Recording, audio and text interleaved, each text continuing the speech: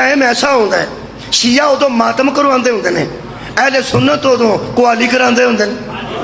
नजरिया ही मुख्तलिफ है ना। 10 मुहर्रम नूं तुसां सड़कां चौकां च मातम शुरू किया होंगे, ते 10 मुहर्रम नूं पाक पतन मेला लगा होंगे। की गल है, तुसीं मेरे लुएं च बहते हो जो मैं लुआना वो मेला। पाक पतन पंगूड़े लगे होंगे ने, कवाल कवाली कर रहे होंगे ने, बंदे बिश्ती दरवाजे चो लंघ रहे होंगे ने। यदा मतलब है भावें बंदा मजलिस च ना आवे या ना आवे, शुक्र है 10 मुहर्रम नूं पता है कि किसी बिश्ती दरवाजे चो लंघना चाहिए।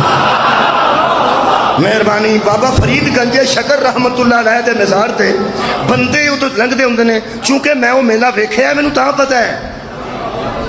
चलो हुण बंदे मेरे मूँह वालों वेंदे ने, मौलवी तू मुहर्रम छड्ड के किते मेला वेखण टुर गया।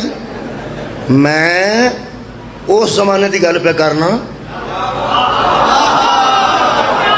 जदों असीं मुहर्रम च मेले वेंदे सां, उदों की मैं गल करना। हुण नहीं मैं वेंदा,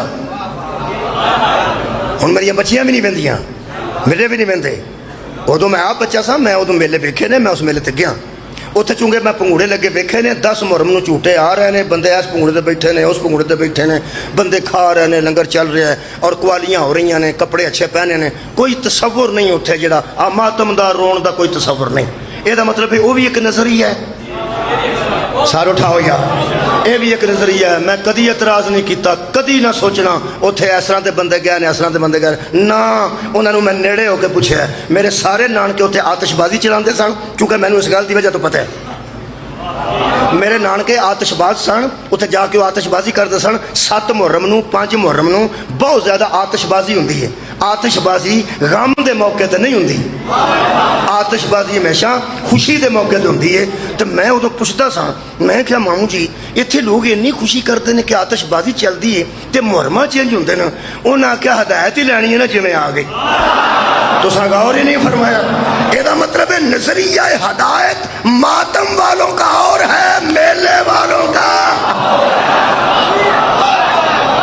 ਇਹਦਾ मतलब है जेड़ा बंदा मेले चो हदायत लेना चाहता है, जेड़ा बंदा मेला करके हदायत लेना चाहता है, ओदी हदायत का नजरिया और है। और जेड़ा बंदा मातम करके हदायत लेना, ओदा नजरिया।